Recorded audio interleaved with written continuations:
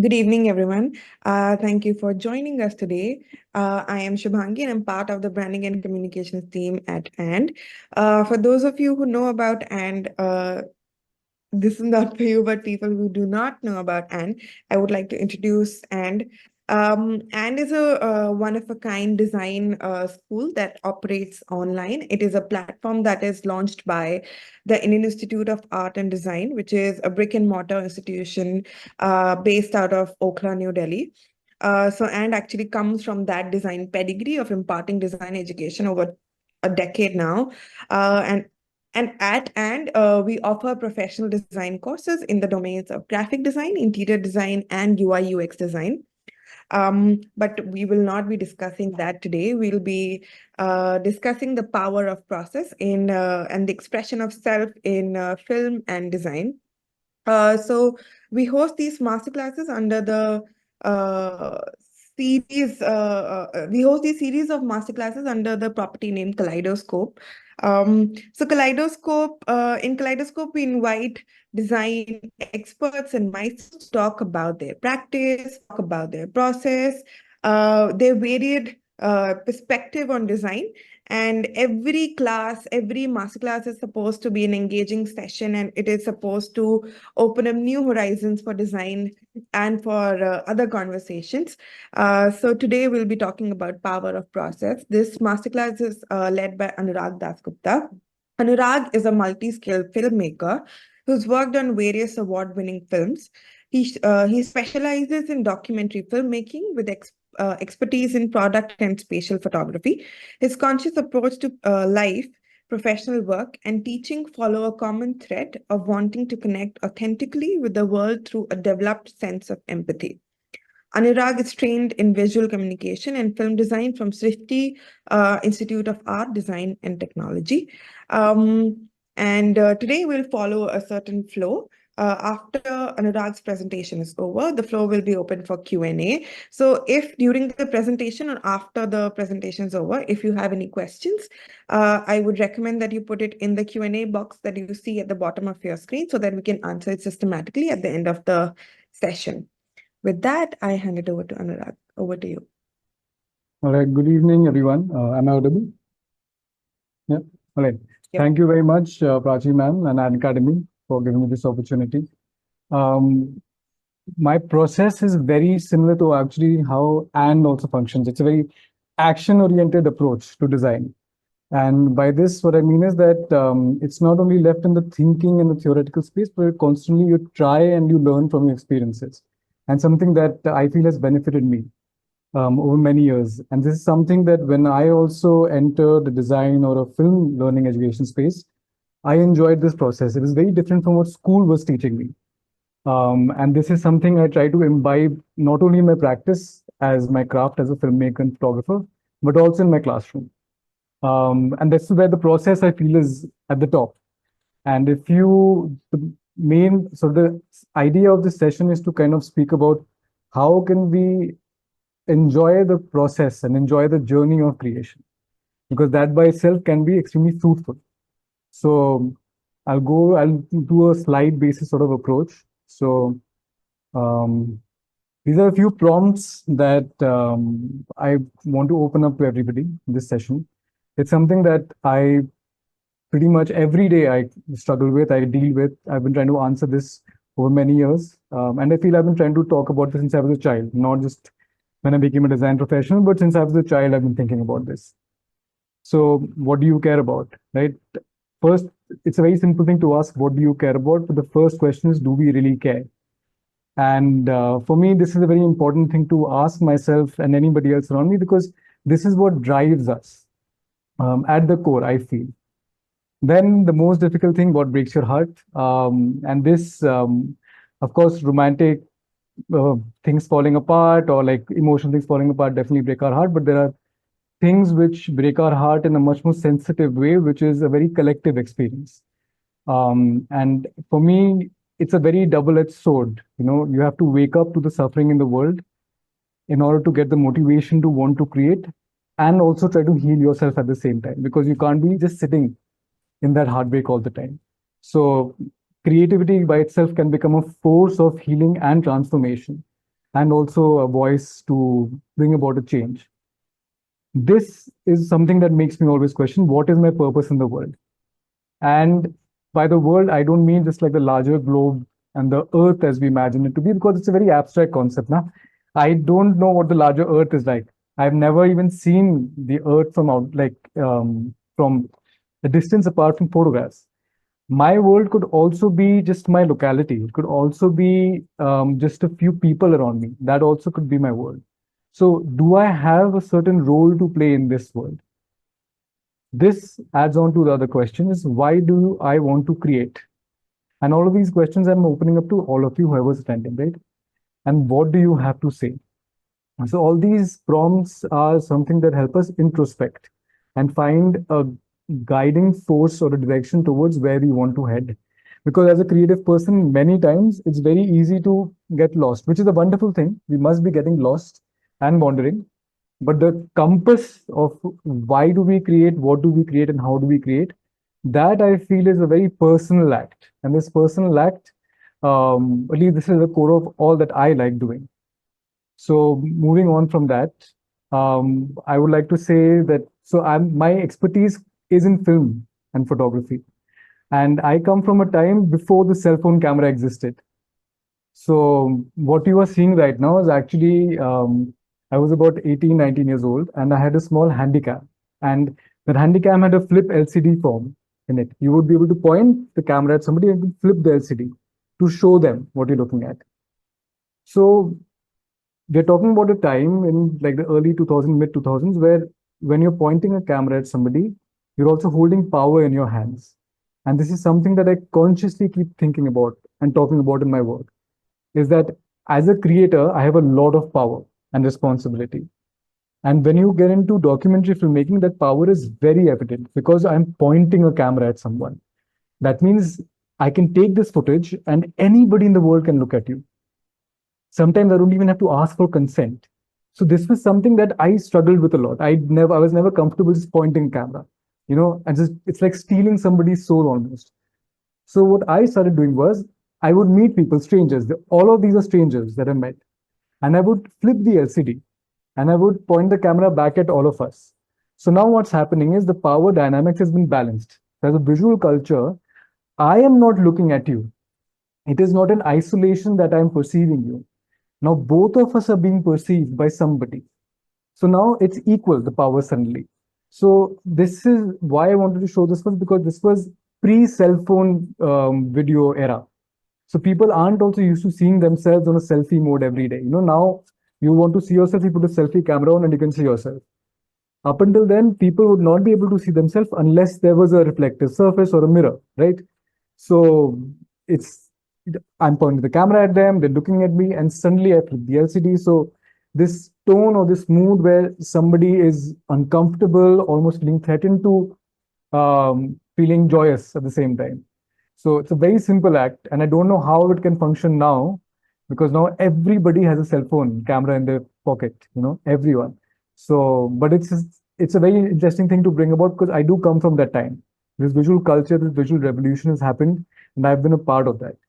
So this is, I feel, at the core of my exploration or my perception as a filmmaker and photographer. Also, the camera, why do I want to keep talking about that? Is because the camera is a tool that has helped me get out of my own comfort zone. It's not easy to just go around and make friends with strangers. But as a documentary filmmaker, it's my job sometimes to go into places which is extremely impoverished and get people to tell me their deepest sufferings in the first 10 minutes. And I'm pointing a camera at them, there's a sound recorder there, there's a director there, and it's a very oppressive sort of force. And many times I'm working with women as well who are in marginalized societies and can get extremely oppressive. So how do you create an environment where everybody is feeling safe? That is the first term, first word. So that means that camera as a tool is not just something that I'm going to use to force you or record you. I'm using it to become friends with you. And this is something that I feel as a question we can all ask ourselves more and more as we get down this path of work. How can we use our art and craft to make friends, to create an environment that is more supportive of each other? At least that's a thought that I've always had. From this, I would like to go to the next slide, which is basically this experience, because no matter how much pedagogy you study, you learn theory and everything, that we must practice empathy, we must practice presence of mind, until you're actually holding a camera and somebody is running towards you with a stone to beat you up, you don't know how to respond.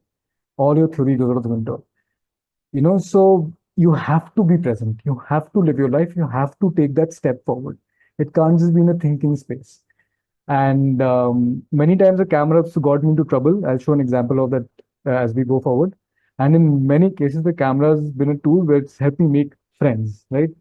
So I would like to open up this tool as a camera for all of you and see if you can explore the world around you like that.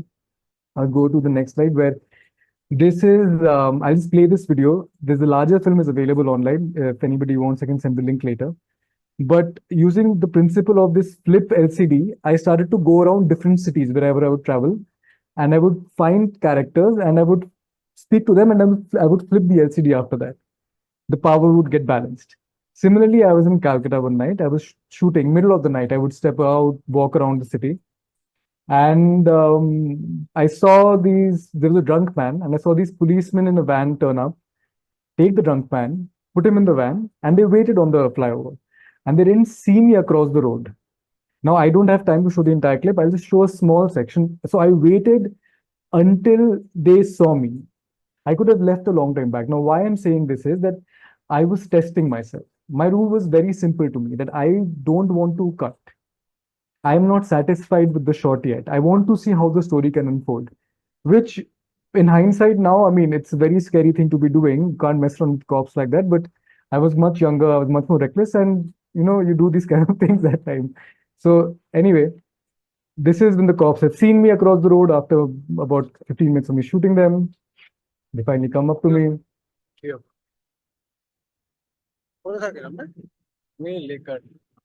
এখানে আপনি কি করছেন? Shoot করে যাচ্ছ?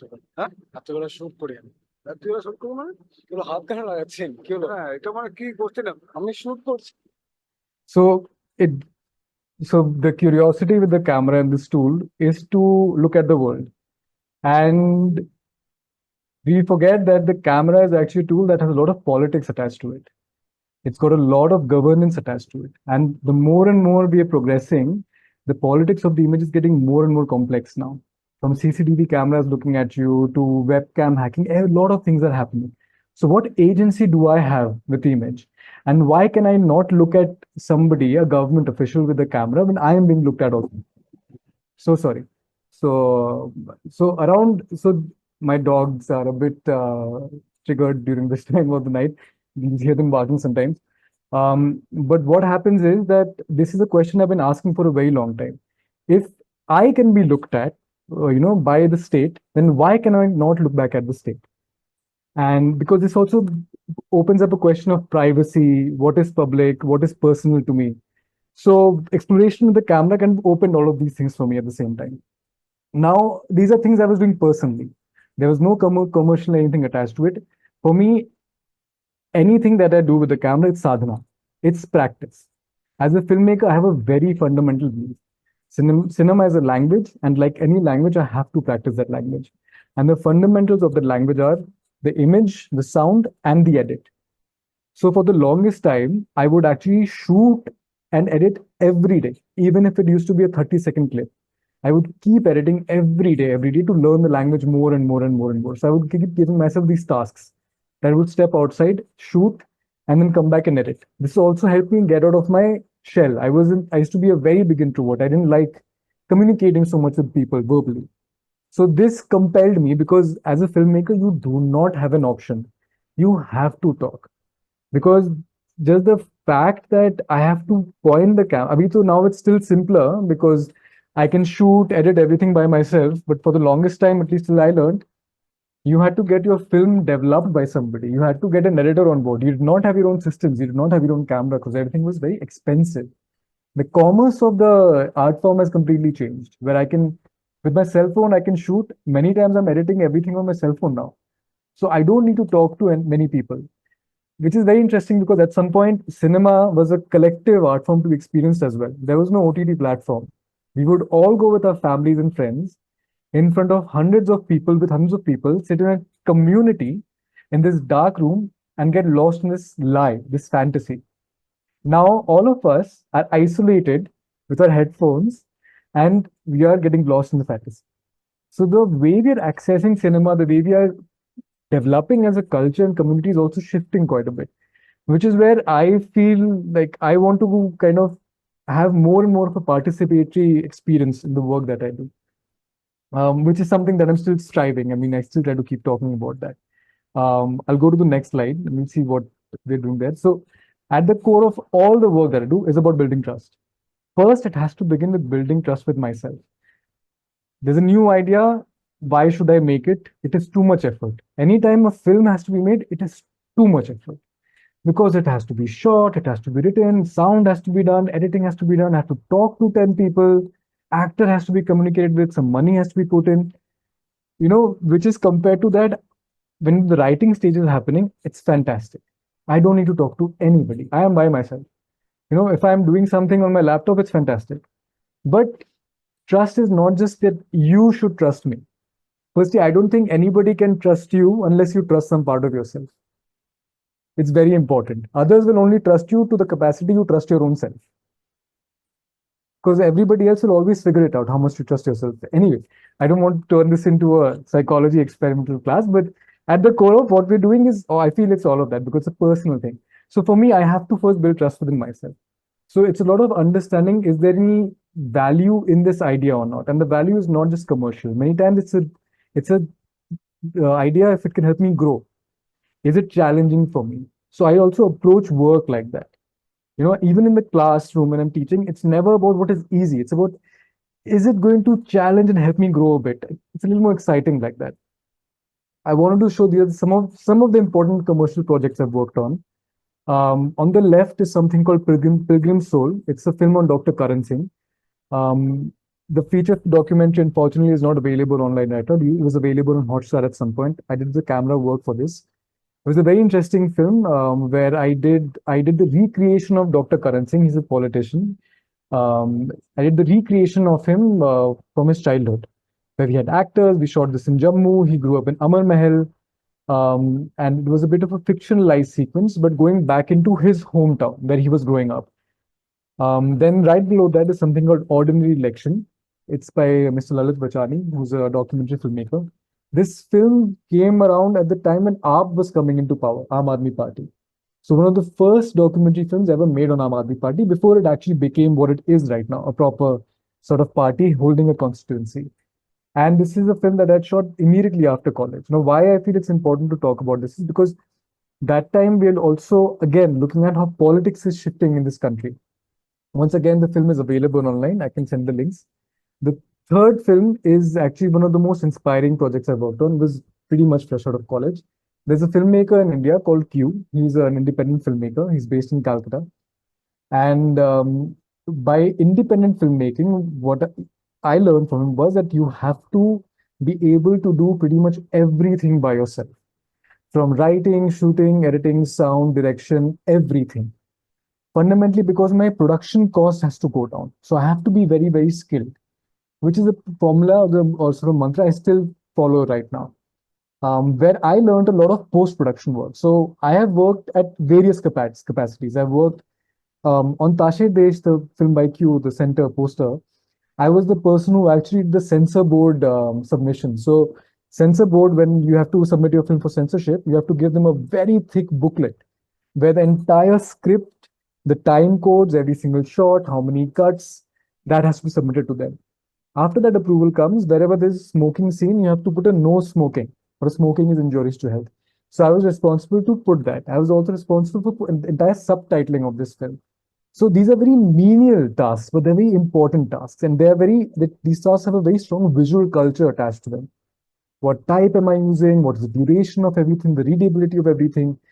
So when I approach this task, why I'm saying this is because, it's important to know where you start from. And my starting was this, where I used to be sitting in the room and, complain that, why am I doing this? I want to make my own film. But the learning from all of that, I really cherish. It's fantastic. I really I understand why it's important to all of that. The fourth and a very important project that I've been a part of is called Cities of Sleep. It's a documentary. This is also available on YouTube. This documentary project was looking at the politics of sleep in Delhi. By that, what I mean is that how are people accessing sleep in the city, especially in the winter time in Delhi, on the street. And this project actually became a very was an emotionally very difficult process for me, because the kind of people I had to speak with, the kind of people I had to spend time with, I wasn't used to that sort of an environment, and I wasn't used to that sort of harsh reality of what happens on the streets in life. And I'll show you a small sample of that film. So in a bit. So this is where we used to go. This is in Jama Masjid in Delhi. So behind Jama Masjid, there used to be an MCD, a Municipal Corporation of Delhi parking lot, a very big parking lot, where a sleep mafia had come forward. And sleep mafia, what they would do was they would put out these cots, and they would give you a cot, a blanket, and a pillow for 50 rupees a night. Now, if you don't have 50 rupees, they will give you, if you have money for a pillow and a blanket, they'll give that to you. If you have only money for a blanket, they'll give that to you, but you will not get anything for free. And this is very, very cold in Delhi. And we used to go to shoot around 10, 11 o'clock at night. And these are people who are extremely marginalized. They're coming from a section of society where they have no resources, no too little resources. There's a lot of substance abuse because there are already a lot of suffering is involved. Physical labor is going on, so they all resort to some sort of substance abuse to relax their body or to calm their nervous system down at night. Substance abuse equals to some sort of dysregulation. There's violence, there's abuse. So and this so going immersing in a project like this at a very early age was it shifted my perspective of life and how I have to look at somebody. Because what would happen is every night I would go shoot there and I would come back home, and nobody would understand what I'm going through. It's impossible. It's impossible, the reality that you're experiencing in the world. And then when you're with people in a car or you're driving around in Delhi, they would see a beggar and they would just dismiss those people. Like, they're just begging, they have everything, why are they doing this? But the reality is very, very different. So projects like these completely broke my heart and opened me up. And to be very honest, it took me a considerable amount of time to reintegrate myself again. It took me a lot of time to again realize, why do I want to do this? Does it actually have an impact, these kind of films? Anyway, that answer I'm still yet to find. But so this is a small section of the film I would like to show. He's one of the central characters of this film. And the film is available online. You can watch it. I won't want to reveal all of it. But it took us a certain amount of time to find the central character of this film, because how do you have a character and try to connect with them over 3 to 4 months when they don't even have a phone? They don't have a permanent residence. You don't know where they're going to be. That means more than half your life of this project, you are spending outdoors on the streets. So I would be wandering, walking, spending time all over the city in places, where now I can't imagine going back there. Or I mean, I would approach it very differently. So he eventually became a central character. And anyway, I don't want to reveal too much about him, but this is a small section of the film. It might just give you an idea of what it is.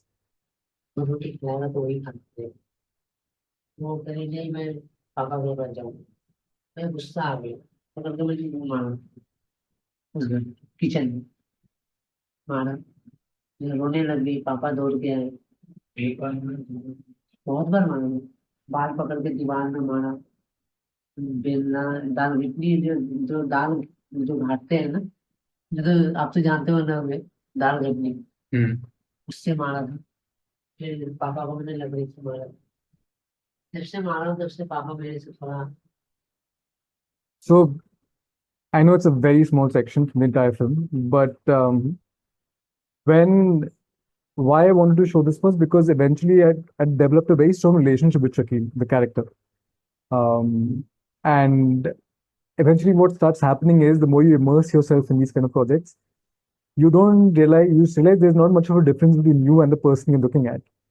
And that's when things become very blurry. You don't understand who you are anymore. Something that's changed within you. So eventually I would start realizing that maybe Shakil and I are very similar.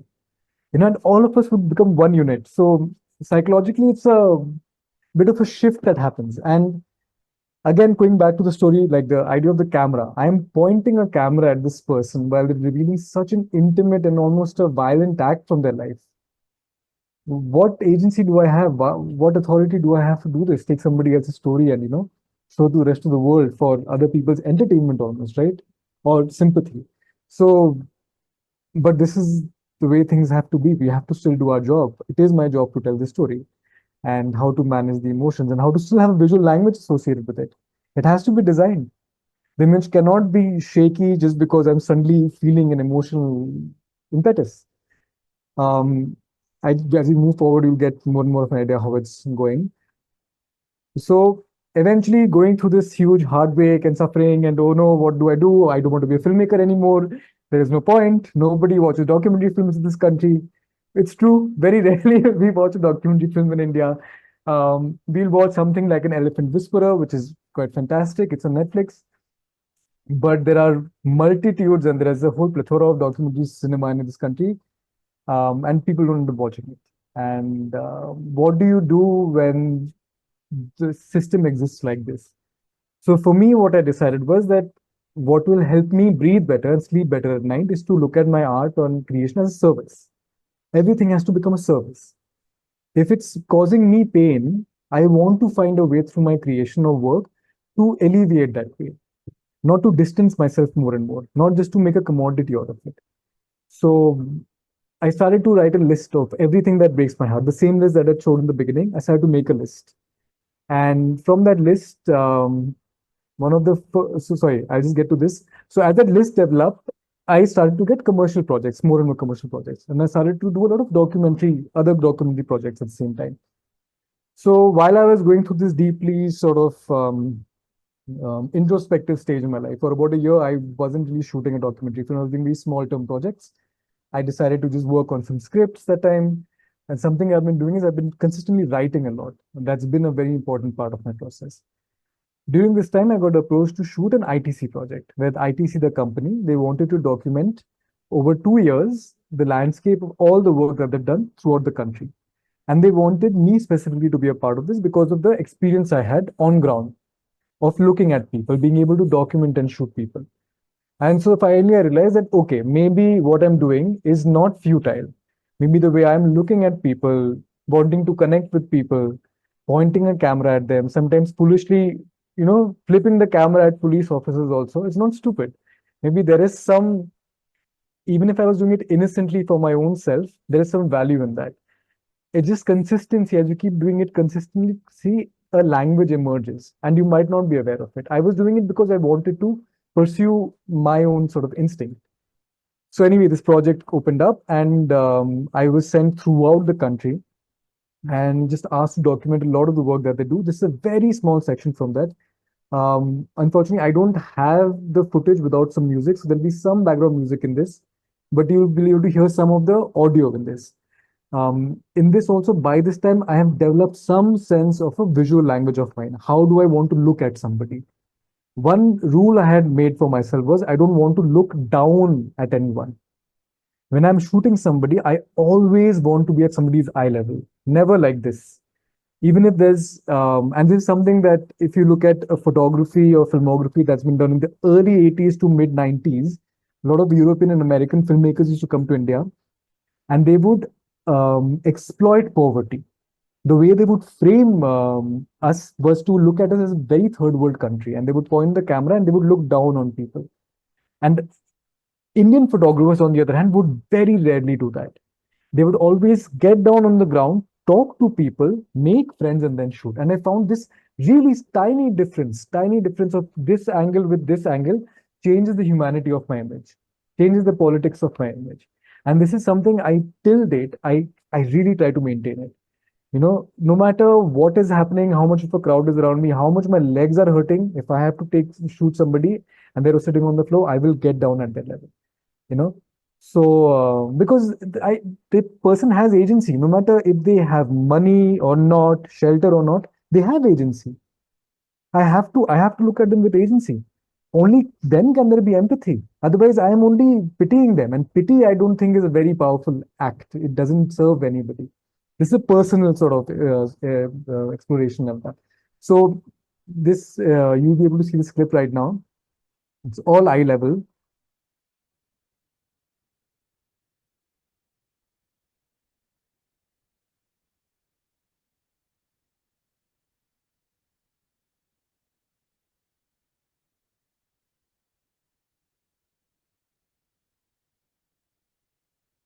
So once again, this is early in the morning. We used to hike up, so you're waking up at 3 o'clock in the morning, you're reaching by 5 o'clock.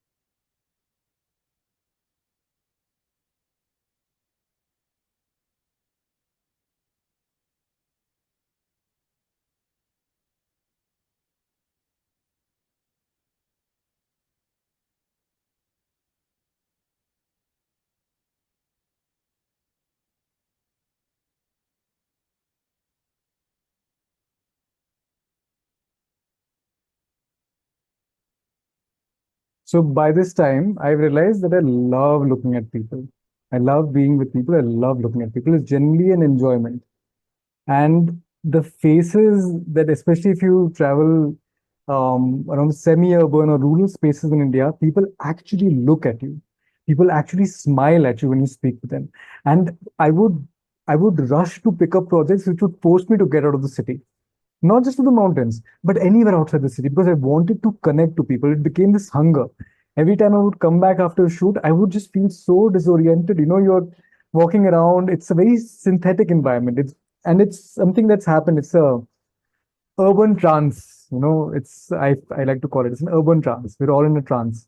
But if you go to semi-urban spaces, rural spaces, no matter the saddest story that you experience, the eyes are alive, the eyes are awake.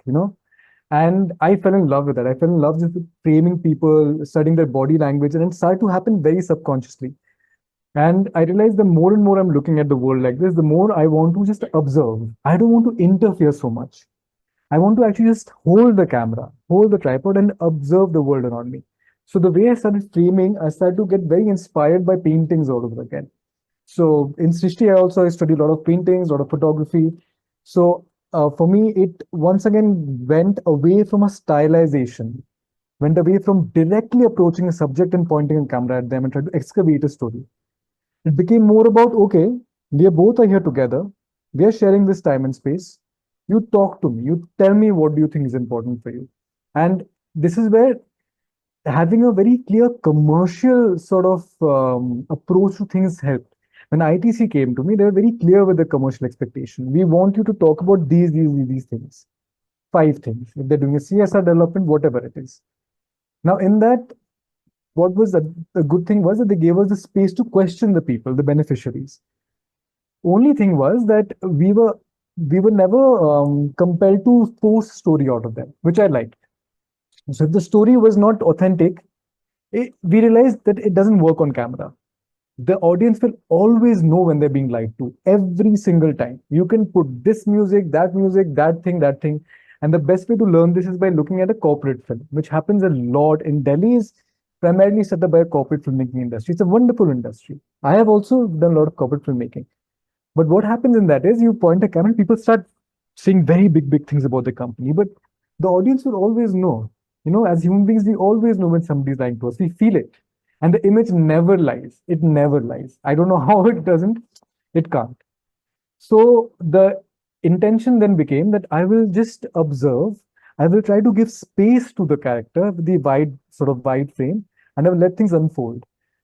So for that, the first thing what I started doing was I started to get myself feel very relaxed and calm. It's like I have to calm down. If I am entering a space and I'm very haphazard, I have to shoot something, doesn't work. Relax. Everything falls into place. Take your time. Be kind.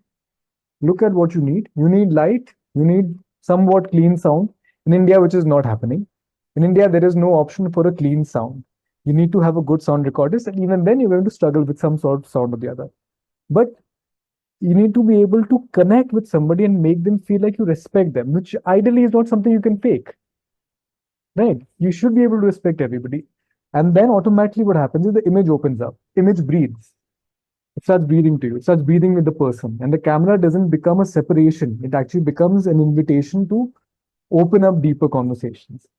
So the ITC project became a space for me to completely explore this. And because film by itself is an expensive form to experiment, in some capacity with my phone, I can explore the language. I can do everything. But as I have to learn more, I need the equipment, like any other art form. So this entire thing was shot on a slightly higher end camera with a different kind of lens. And when that lensing comes in and that equipment comes in, the way you approach the language changes, the way you approach your art form changes.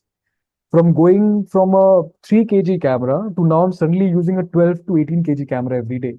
And sometimes we are shooting handheld in the fields, extremely hot, so physically also exhausted, but you have to be calm. So it's a psychological, physical sort of sense of learning while keeping a visual culture and visual language consistent. So this project, when the commercial aspect came in, a lot of learning also opened up for me. That's why it's never about that, oh, if you do a commercial project, there's no learning of your design or art. I don't believe that. I believe there is learning in every project you do. There are a lot of projects I've done which are also quite horrible. I can't show them, but there's been learning within that. And I've had to do them because I've had to meet finances. We have to be very realistic. We have to address this. It's a very important thing. We have to earn some money. But there's always a learning within that. And it takes time until you reach here, right? Okay, so now we'll see what there is in the next thing. So by this time, I decided to start making short documentaries of my own. So I picked up this NGO called Fauna Police, where they work with birds. And I made a pro bono documentary on them. It's on YouTube. And it was just about going and spending, so I'll just show it again, spending time with the character and seeing what he does. It's a very small snippet from the entire film. And this art as service is something that can help me breathe better at night. Okay, if I see birds are suffering on the streets, instead of me going and screaming at people, what are you doing? What are you doing? There's a film. Can you please show this in your neighborhood? Can you please show this in your school? Can you please watch this? Do you think that you're learning something out of this? So I don't know if it's made much of an impact in the world. Quite possibly it has. I shouldn't dismiss that. I learned a lot in this process. So this is one of the first projects I did like that Fauna Police. And then I started to just pick up more and more personal projects which dealt with nature and animal issues in some capacity. Because for me, I believe that you speak about anything that is impacting nature or any animal, you're speaking about human beings at the same time. It's never an isolation. We're all very deeply interconnected. So you have to find what drives you. By this time, you go out going through all this chaos of I am doing this because I enjoy it. I love cinema. I want to make films. Your heart is breaking apart. Why should I make films? Nobody's watching it. It takes so much money to make a film. You have to talk to so many people. But I still think it's a powerful art form. There's some value in this. So what is the motivation, right? Which is where my dog project came in. And I started to question. So I love dogs. I grew up around dogs. And I feel that dogs have taught me more about being a human than human beings have. And it'll get revealed eventually as I keep talking, but I have grown up around dogs, and so I was a very quiet and very sensitive child. And I grew up with dogs at my place, took care of them. They had litters here, they died. So going through the entire process of attachment, loss, suffering, and especially in India, it's a wonderful country, actually, India, to study attachment, to study how different creatures can coexist. It's a wonderful country. And in India, it actually has the largest free roaming dog population. They're not strays, we call them free roaming. They're free to roam anywhere. And they have their own communities, they have their own politics, they have their own society, they have their own social hierarchy, they have their own care. And I decided that I wanted to make a film project on dogs. And I started out shooting dogs. And my approach to this was that I don't feel that dogs are any lesser than humans. I feel actually dogs are as intelligent or more than humans. Because a human's need and want is exactly the same as a dog's need and want. They need to eat, they need to sleep, they need to procreate, they need to survive, they need to take care of the community. Same as us. There is no difference. Want in human beings start shifting a little bit. And if I am saying that I am the more dominant and the more intelligent species on the planet, that means I have a responsibility attached to that, which is sort of the main point of this documentary or this film that I'm trying to make, the project. So the first line of this project is, if you can read this, you're a human. But there are many people who can't read this text, who don't know this language, but they're also human. So we have this bias, psychological human bias that we consistently exist in. And we as creators and designers, we have to be very aware of that. So then the prompt is, or the question is, are you really a human if you can read this? Then we start. This is a bit of a, I just wanted to open before I show samples from the dog film project. There's a bit of, so I use Miro as a visual organizer a lot because I work with a lot of different ideas, and if things are not organized and written down, I'll go crazy. So I'm constantly writing. As a creative person, that's one tip I can give anybody is write everything down all the time. Just be writing. Keep a journal next to your head. You'll have ideas in your sleep and you'll wake up and write it down. Because ideas are like that. You have to grab onto them. It's very precious. So I started to make points. I started to build the ideas. Okay, so if you can read this, you're a human. Are you a human if you can read this? The question, are you a human? And then what is a human? What is a human being, right? So when we start asking these very mundane, simple questions, we realize actually we don't have a very clear answer. Then the idea of the film, the snippet is there'll be a montage of people describing what is a human being. I want to show the evolution of humans, history of humans, and how dogs are an important factor in the evolution of humans. Humans have evolved with dogs. Human society without dogs would have been very different. And this pertinent question that I have is, what is the difference between a dog and a human? Is there a difference between a dog and a human? And if there is, then what is that difference? Can you think without language? Because many people I've asked is difference between you and a dog is they say we can talk, we can communicate. Dog is also communicating. I have two dogs here. When I tell them to not bark, they will stop barking. Okay, they understand me. I don't understand when they talk to me. If you think about it, if you go on the street in India, you tell a dog, come here, it will come to you. If it barks, you will not understand it. So who is the more intelligent species here? And what is language? So it began with looking at dogs, but as the mind map expanded out, which I think is a very important task as a creative person, you have to allow, because it's my idea, right? I have to allow myself to expand out with it as much as possible. I couldn't show a screenshot of the mind map. I'm very sorry because it's a very big mind map. And it's also like it's still under development. But you have to allow your mind to go everywhere. And that means no censorship. The biggest censor or the biggest person that is holding you back from your own creation is yourself all the time. And how do we overcome that boundary? It's never the other person, it's always ourselves. So even especially as a film is a medium where it's extremely high levels of censorship because it's a mass medium that can be consumed. So how do I first allow myself to even think of something without the fear of somebody telling me it's good or bad? So this is just a prompt for everybody to whoever's paying attention to kind of keep this in mind. Self-censorship is a very dangerous act. We have to allow ourselves to be able to think. No harm in thinking. Then this is a small snippets I'll show from the film. So I started to just spend time on the streets and document dogs. So this was a bit of a time lapse I did. Just the contrast of what it means to be a dog in a city. And all of this I'm shooting on a mobile phone by now. Because for me, this is a self-initiated project. This is not a funded, this is not a commercial project. And I decided that I'm going to use my cell phone to document this entire thing. And wherever I'm traveling from in the city, I will find moments when I see a dog and I'll keep shooting. And that way, over a period of time, I'll have enough material. Because in film, I need data. I will, though, have a very consistent visual language, no matter where I am. This is all shot without a tripod. So I'm keeping the phone on the floor. I have ensured that the dog is the center of the frame. The language can't change. It has to be static. So some constraints I put on myself, no matter if it's commercial, personal, there has to be a consistent approach to what I'm doing. Again, the largest snippet is there online on the Instagram page. So there's an Instagram page for this dog project.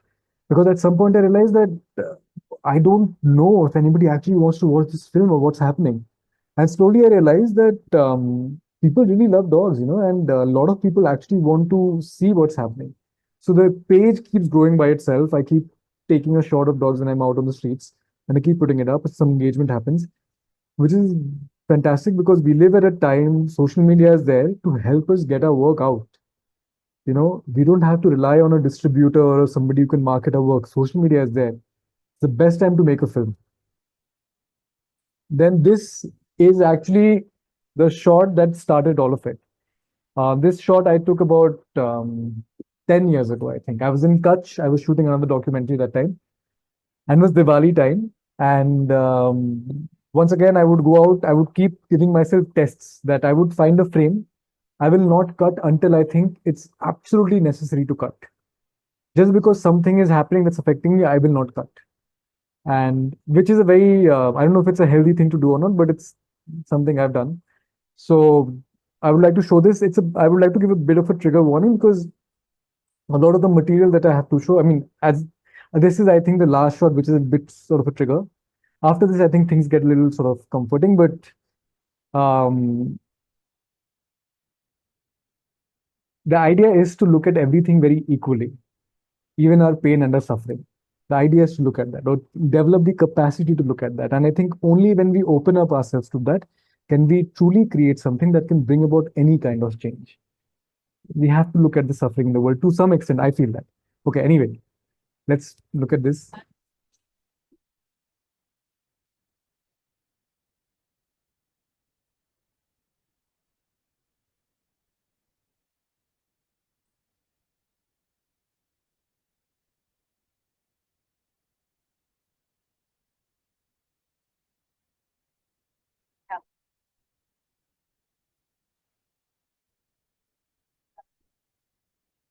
So when I shot this, it was very horrific for me. I didn't stop this from happening. But anyway, I mean, this is what it is. So when I kept going back to this shot many years, I realized that it can't function like this. There has to be some sort of a change or a shift in what I do. I'll move forward now. So this is another shot from this, again, the dog project. The scale of garbage and this one organism that is present, which has made its home in the garbage. This is in Delhi. It's very close to where I live. It's not very far. We call ourselves dominant species. This is what we're. By this time, I want to start exploring a visual language with dogs, where I wanted to become the point of view of the dog. So the phone is on a selfie stick, and the selfie stick is upside down. I'm still developing it. I'm still figuring out what is the language. First thing is, how do you get close to a dog without the dog wanting to come to you? So it's all a bit of a struggle, but it happens. It's your body language has to shift. It's a very spontaneous thing that develops eventually. But by looking at dogs, I realize I'm looking at something very important in the urban landscape, which is garbage. And I love talking about garbage because you look at somebody's garbage, you can get to know what is happening in their home. You get to know the person by looking at the, which I think studying garbage is fantastic. And if you look at how garbage culture has evolved since 5,000 years back, since Harappan civilization, it's fantastic because the objects that you see in the museum, a lot of them could actually have been garbage as well, that they discarded when they were moving away from their, from where they were located. So garbage as a cultural study is a fantastic point, and I love looking into that. All of this is happening, and how do you still keep creating? You have to earn your living, right? Of course. But how do you still want to create something of your own? And I see this around me all the time. Many friends also ask me, how do you make something of your own? What do you make? Follow what breaks your heart. Just really follow what breaks, I think, at least for me, or what. Once you do that, you'll know also what brings you joy. So what is the balance between finances and art? I don't know. I really don't know. I should actually make this into a topsy-turvy thing. Things fall into place. Be open in life. Things fall into place. Keep doing your thing. Keep your heart open. Through all of this, I decided that I can't work alone anymore like this. And while I was going through this dilemma, I ended up meeting two very talented people. And with them, we decided to start a collective called Filhal Collective. And we were very much aligned. And this is why I'm saying this, because the act of collaboration is very important to find people who are like-minded. things in isolation, especially with heavier topics, get very difficult. So you have to have people around you who have faith in you, and you can put faith in them as well. And together we decided to come up with a very short film script. And we made a 20-minute film. It's a fiction film, it's a written script, which is the film that we screened today, Prajina. Um, I would like to show the teaser of that. It's only 40 seconds long. Um,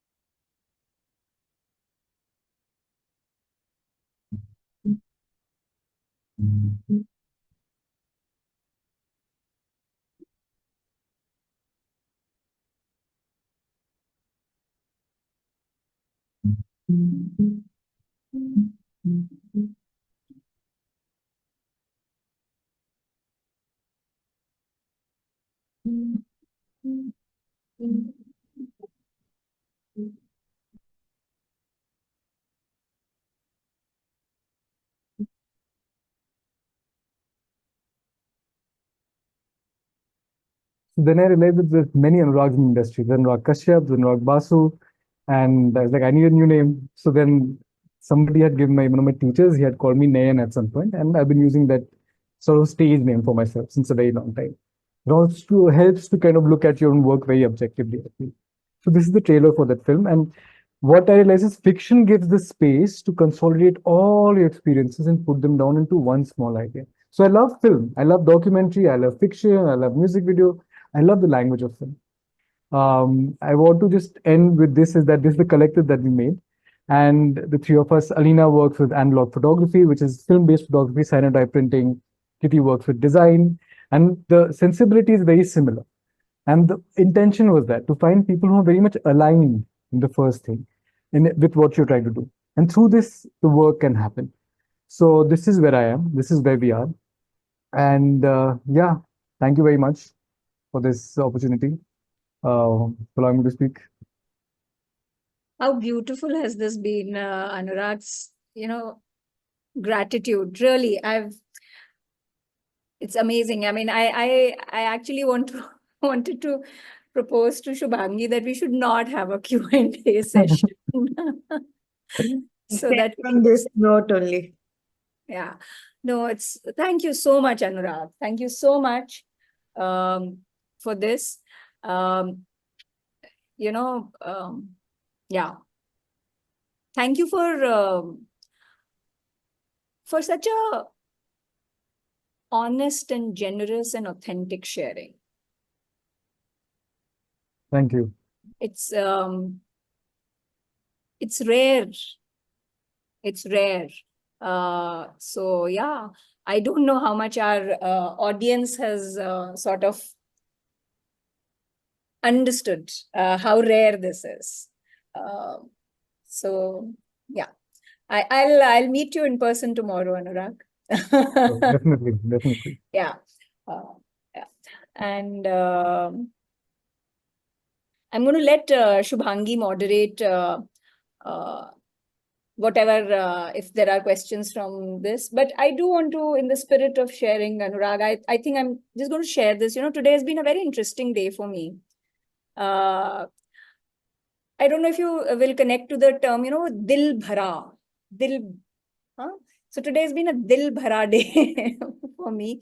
And 2 meetings cancelled, which I'm very, very happy for.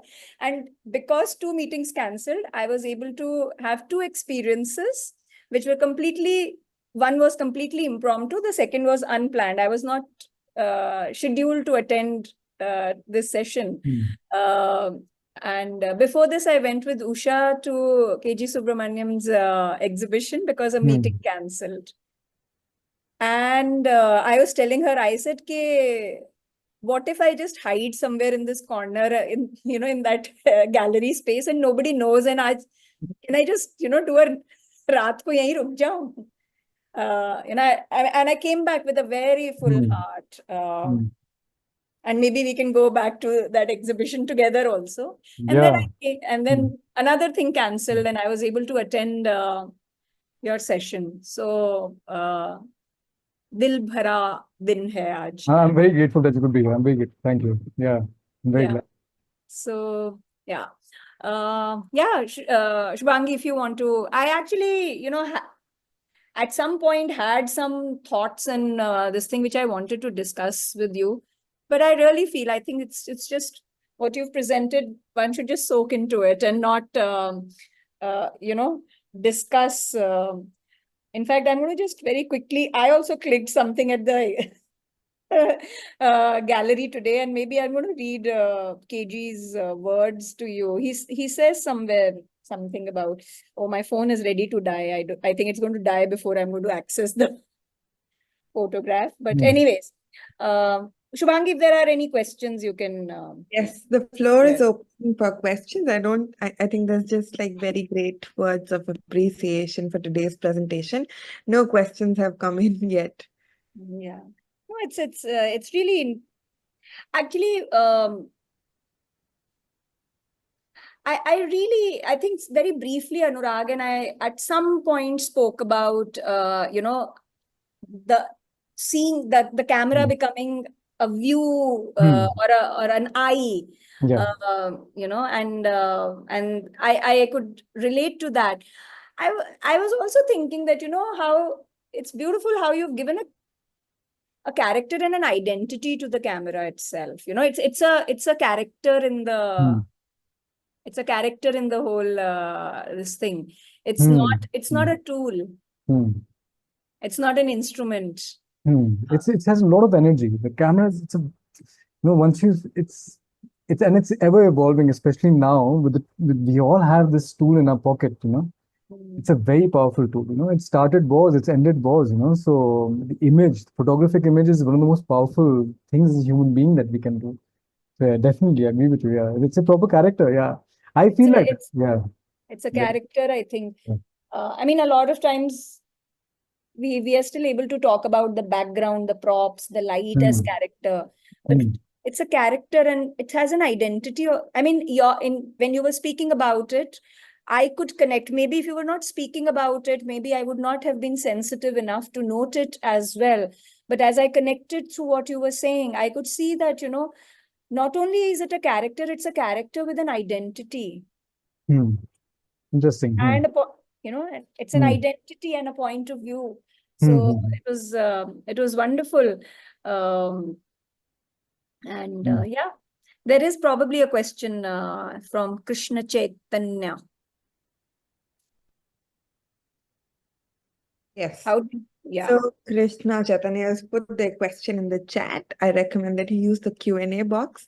So Krishna is asking, how did you put your impulsiveness aside when capturing the scene with the dog and the crackers?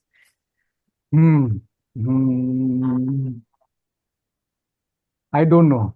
You have to keep at it. It's like commit, because it doesn't do any good, the person's not going to stop doing that. They're going to continue doing that. But for me to get that image and show that and have a reaction to other people over many years, that is far more important. And I don't know, actually, now when I think about it, of course, there's guilt also attached to it. I can't deny the fact that there's guilt, but impulse doesn't exist that time. I feel like once you start looking through the camera like that, it's just impulse is taken away from you. You get a little more observant in a way. So maybe it's dissociation with it. I feel like I should have a far more articulate answer to this, but I don't. It's just an experience. I think I want to just tell you that, I think this is an articulate answer to say that I don't know. Yeah, I don't know. I'll be very honest. I don't know. I don't have a clear answer. I don't know. Yeah. Actually, Anurag, I now have a question. Do you think what you capture from your camera and is just what you're observing, or it is a point of view, opinion, view? Is it inert observation, or does it have a point of view? Yeah, as soon as it's observation which I'm sharing with the others, it's a point of view. I'm choosing to show you this and not that. That by itself is a directed thing. It cannot be absolute truth. So I'm very glad actually you're bringing this up, because it is an opinion, the way I'm framing it. I'm zooming in at some point. I zoom into the dog also. So, but these things are happening so instinctively that time. And that's why it's even if I can't do physically something, I can zoom in. And that zooming in, the digital zoom by itself is a very powerful thing. You know, I want the audience to look at it more deeply, So it's almost like if I am going through that, you also go through it. Because the dog is going through it. If it's hurting you, then imagine what's happening to the dog. So it is, you're absolutely right. It is not just pure observation. It's attached, things are attached to that. Yeah. Yeah. So therefore, the documentation is not just a documentation. If it is an editorial. Absolutely. Absolutely. And I think this as documentary photographers or filmmakers, the conversation of what is documentary versus truth is something that's always happened. It can't be absolute truth because I'm only showing you this. If I put another shot after that, if I put you a shot of somebody sitting and eating chicken after that, the meaning changes. If I put a shot of somebody sitting crying, the meaning changes. How I stitch the cinema gives that option, right? Stitching together. Manipulation can happen, which is very clearly observed now. So truth, I think, is not entirely what documentary is about. Yeah. Yeah, absolutely. Yeah. Anyways, is there inert truth? There is Yeah. always object. We can go on to that philosophical conversation as Yeah. well. Yeah. Therefore, Hmm. I also have one more question, which probably I'm not a photographer or anything, in fact, and I think I've shared it with you also that a lot of times I tend to put the Yeah. camera aside. Yeah. So I actually wanted to ask you that when you're shooting something, are you looking through the lens of the camera and seeing that, or are you seeing and then this is the window or capturing? How are you seeing it, or are you seeing it through both? I'm first always seeing it without the camera. Always. I take out the camera later. But initially, you have to practice with the camera to know which lens, whatever, the technical stuff. Now I first always look at the thing. Then it's just a matter of, okay, I want to show this much. And now, as I'm like growing, I feel I want to always show more and more wide shots. I want to show more and more context. Because everything is so engaging anywhere in India, everything is happening all the time. So I don't need to get too close up. Just show why show the stories are there, enough things are happening. So, but yeah, I'm always first looking and seeing, oh, this is engaging me. So put the camera aside. I would say if you want to be a photographer, filmmaker, don't touch the camera. Read, write, make music, listen to music, learn yoga, learn meditation, then do filmmaking. Don't pick up a camera to be a filmmaker. You do not need to do that. At least I don't think And do you always wear spectacles? While shooting, yeah, I have to. Or otherwise, no, in life? No, I don't. No, I don't. In life, I like to see I things was blurry. wondering if you ever see the world without a. No. It's most of the time during my day-to-day living, I like to see the world a little blurry. It's nice. Yeah. Yeah. The two questions. Yes, please. So, Abhijit is asking the curiosity and passion like a child while you were telling about the beauty of filmmaking. Are you seeing through all that and getting amazed by how we can see things with so many perspectives? God bless you for introducing us with this style of art. I don't know what I've learned, something from this session, but I know for sure it gives me the urge to find more about the purpose. Thanks again, man. That's Thank what you. Yeah. Somebody's asking, why do you choose to tell the stories of other people and not your own? But they are of mine only. There is no other. Okay, this is any philosophical, but because I don't know. Yeah. I think again, I want to support you in this answer. You've answered it, Yeah. It is your story. It is my story. Exactly. It is my story. Because Through that, my story comes out. how Yeah. you see it, Yeah. This is how you are showing it may be the dog that we are seeing, or it may be the that man, wo jo raat wala, night Yeah. sleep mafia wala. It Yeah. may be that character, but actually what you're sharing with us is your Yeah. suffering or your whatever you're feeling. Exactly. Yeah. Yeah. So I think it is your story.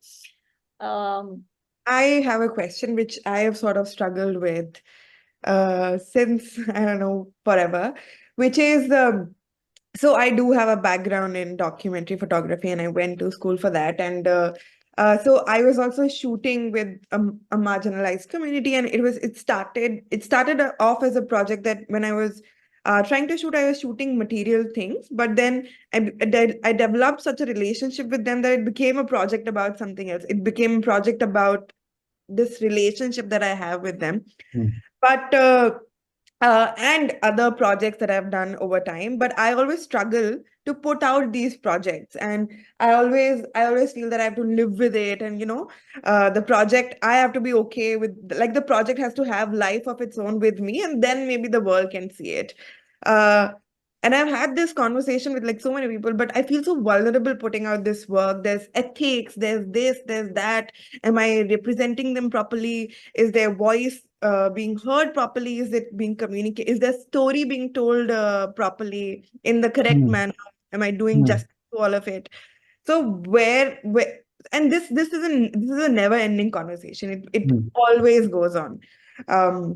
There's a yes to this and a no to that, and but where do you sort of draw the line, and then you sort of say that, either I publish this or it perishes with me. Like, where does that sort of happen? Oh boy, that's a very tough one. Okay. Firstly, though, this graveyard of unfinished projects is a very real thing. It gives you nightmares. You can't sleep. It is going to make you grave very early in life. That is correct. But the thing is, again, we don't know how others will perceive the work. Somebody wants to be offended, they will always be offended. And somebody who wants to find meaning, they will find their own meaning. So this level of, I think, filter is, I don't think it's a very, I mean, it's not, it's a very new phenomenon. I mean, so obviously it's been there, but with social media, it's become more and more sort of oppressive. So if I come across something like this, I'll always start sharing in small fragments online first. And, then see what happens with it, because there is no clear answer. But the fact that you're worried about how you're representing somebody means your conscience is in a good place. And that by itself should be enough many times, I feel. Because even if you're doing something wrong, you can own up to it and say, hey, man, I made a mistake. The thing is, you still have to express. That is the job. Our job is that. हमें करना ही है. बोलना जरूरी है. गुस्सा कोई ना कोई होगा. Somebody is going to get upset. Okay, I'm sorry. If your conscience is clear, if your conscience is not clear, you will get defensive, which I feel is absolutely pointless. Don't get defensive. Sure, I mean, some critical system, yeah, I don't want to pay attention. Because a lot of critical system is very bad. It's horrible. Very many people don't want to critique. But some people who have a valid point, listen to them. Yeah, sure, yeah, it makes sense. Next time when I shoot or frame, I'll definitely keep in mind. So, but because our job is we have to put the work out. Otherwise this graveyard of unfinished projects and unrepresented people is too horrible. Yeah, Cities of Sleep, the film that we showed from, an entire section was shot under Nehru Place flyover that time. Nehru Place flyover is much bigger underneath that. This father and son, there was this one then night shelter.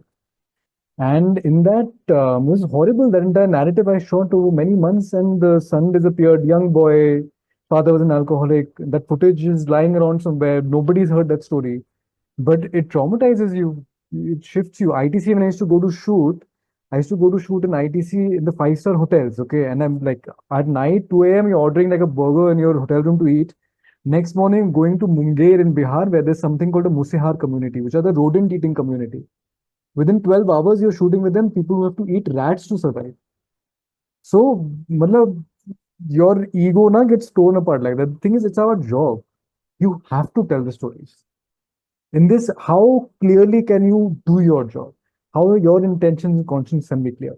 One more thing is that, once I always tell myself is that if I ever have a set and there are people who are working with me, I always tell myself that they are getting paid because of this project. So the intention has to be clear. People are getting fed from this.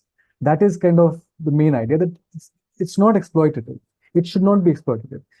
It's a very tough thing. I know where you're coming from. Yeah. So, Prajna, I think you're mute. Yeah, I'm on. Yeah. I just want to come in and add on this. Shubhangi, you partly answered your question in your question. And you know that, I think, right? So I want to very quickly, because there are 3 questions waiting for Anurag, but I do want to talk about this. 3 things, according to me. 3 words: intention, vulnerability, and perfectionism. And the other 2 are sort of two sides of a coin. Yeah. So I think the inner compass, the intention, why are you doing it? Are you doing it for validation? Are you doing it for expression? Are you doing it for this, that, whatever? I mean, that's the first, this thing. The second is the fear of being vulnerable. And we have to eventually, all of us, if we want to experience, or if we want to, that is the essence of human existence, the vulnerability. And connected to is this agenda that we give to ourselves, and we attach our identity with that, I'll do the right. Is that my identity? And therefore constantly questioning if this is right or not. And that is related to, if it is not right, not sure whether this is right or perfect, is where the birth of vulnerability is, or the seat of vulnerability is.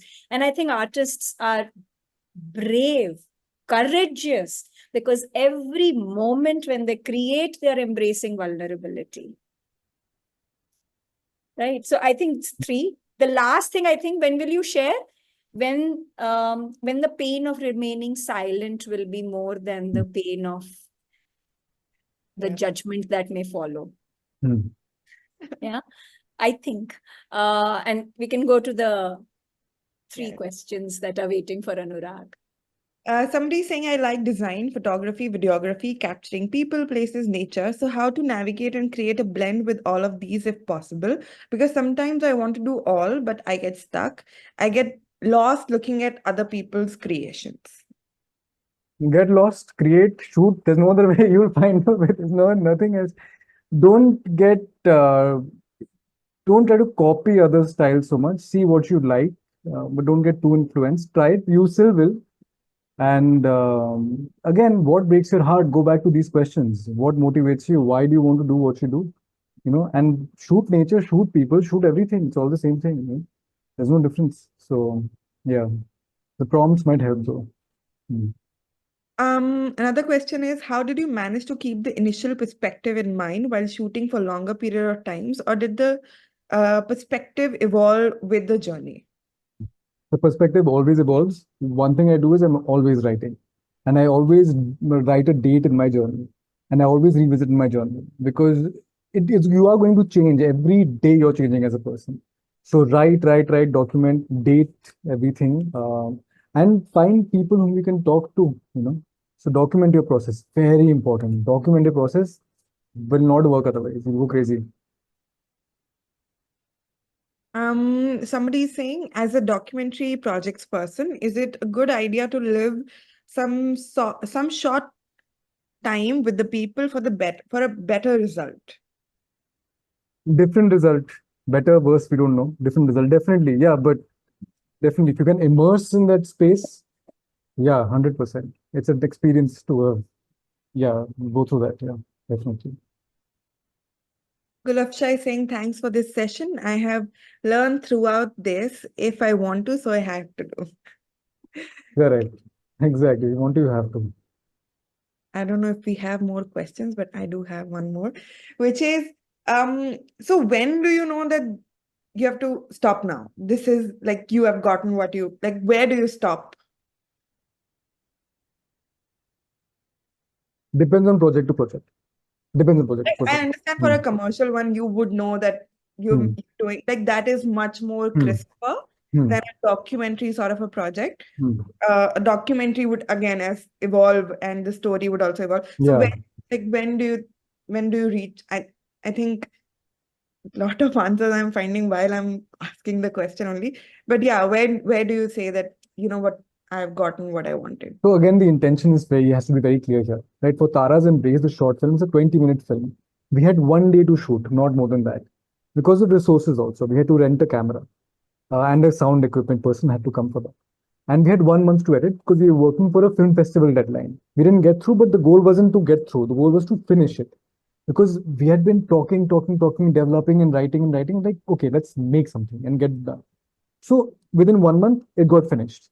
And today was the first public screening. We've had smaller screenings with friends, family, online people have watched, and based on that, we realized the film works. Now let's have a screening.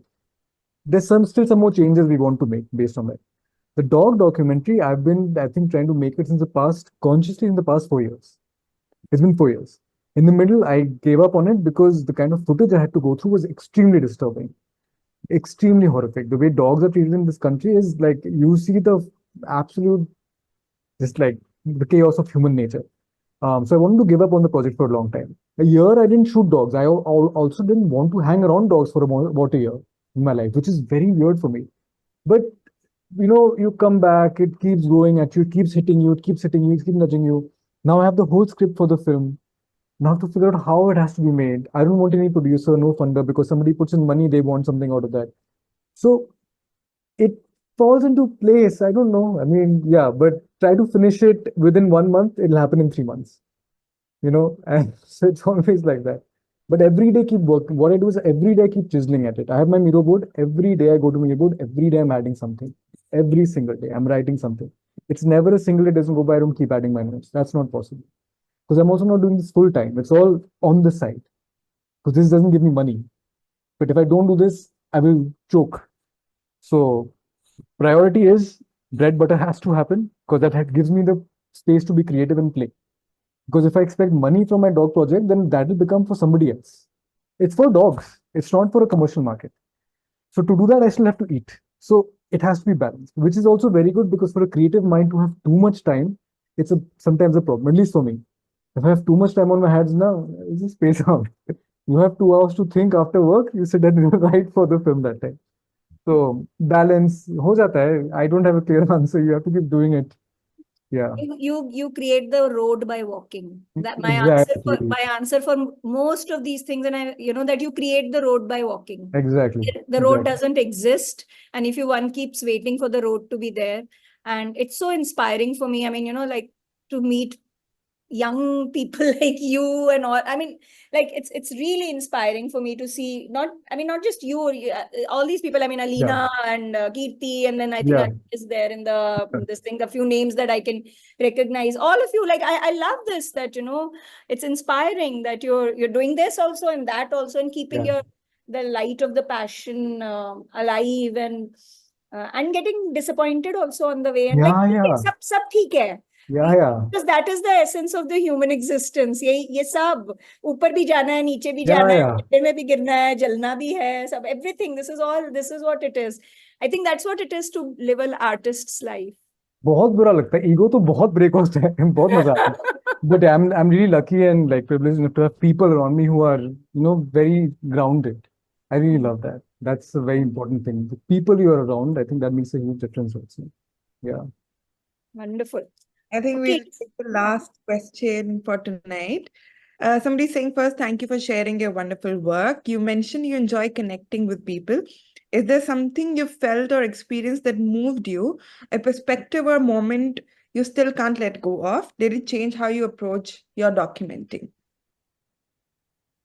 I mean, it's many, many things, but one thing that kind of still, I think, haunts me quite a bit is there is village.